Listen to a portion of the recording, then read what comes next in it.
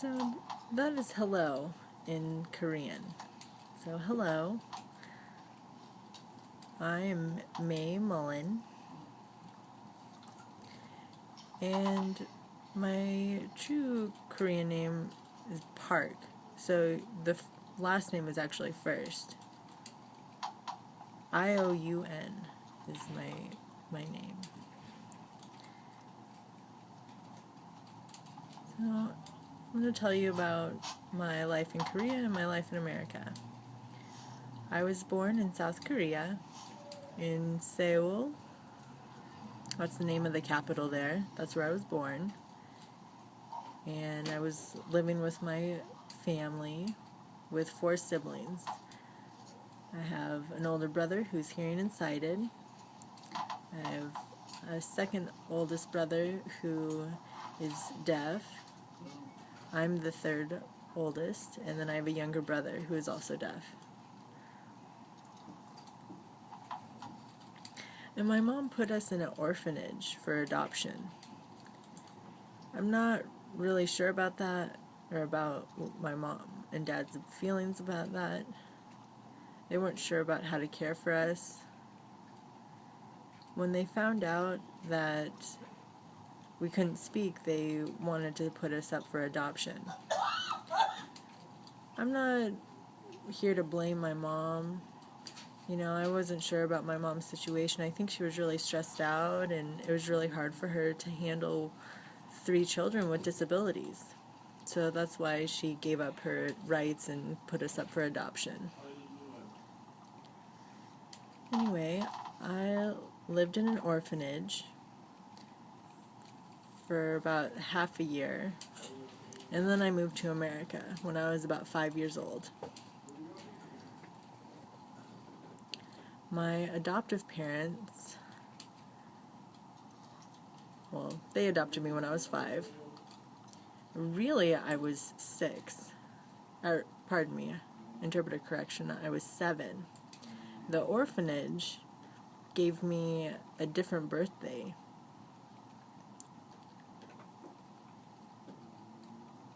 I was born November 27th.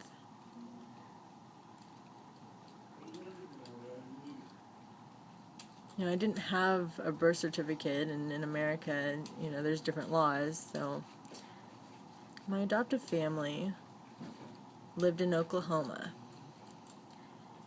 And I had an older brother. There was 3 of us all together, and then the oldest brother was the adoptive family's real son, and the other 2 younger children were adopted.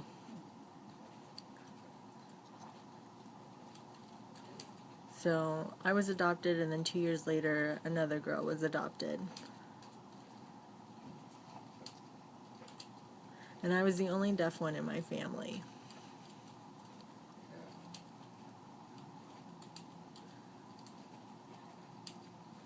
I tried to ask my mom, my adoptive mom, how they found me. And they were looking for, a handsome boy. But they decided to adopt 2 girls, 2 beautiful little girls. I'm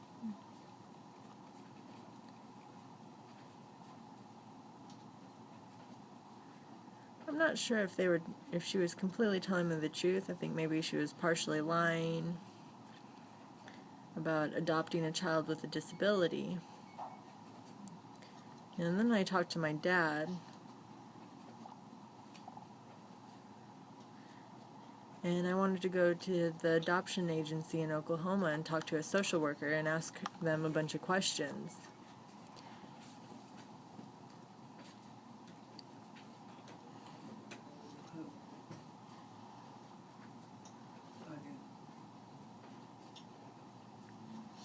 And so I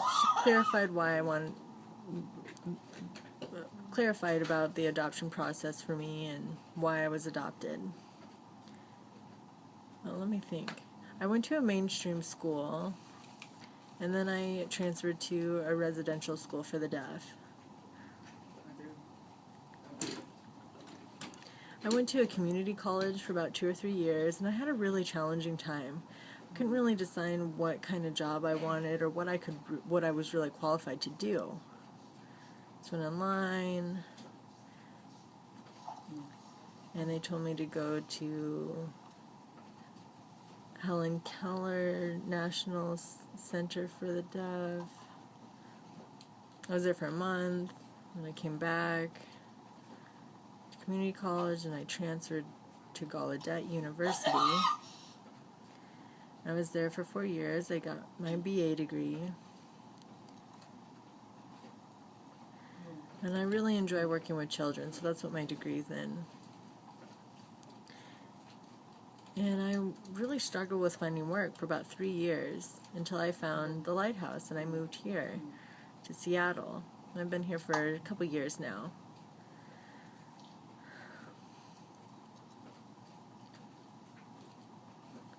Now, I will never forget the day, October 4th, I got a letter from the adoption agency to let me know that my real father wanted to make contact with me. He had contacted the adoption agency and that he had some news for me. And I was scared. I didn't really want to be in contact with him. I was a little afraid that he might try to hurt me.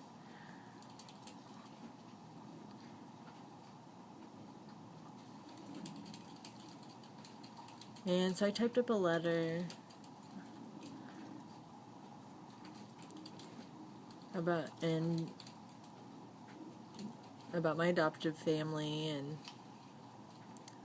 my adoptive family had to edit it for me and kind of clean up the grammar and the English of my letter, and sent it to the agency, and then sent it to my father. And it took some time before my real parents got that letter.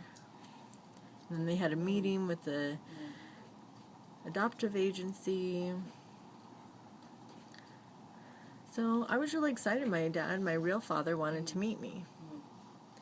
So my adoptive family and I flew to South Korea to meet my real family. And it was just absolutely incredible. I was really emotional at that time. I was crying. It was just so amazing to actually be able to hug and touch my family, my real parents.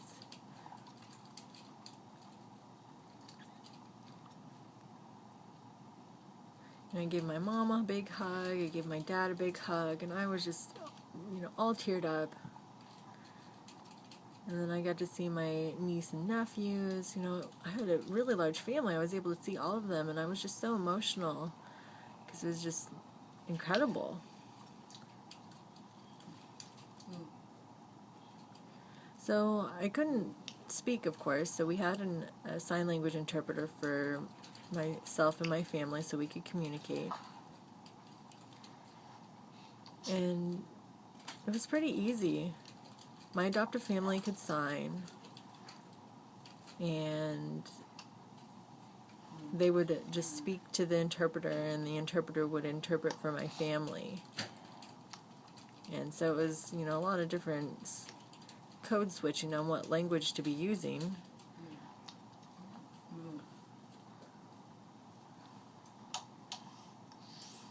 So it was challenging for me because I wasn't born and able to speak English right away, and so my signing wasn't perfect.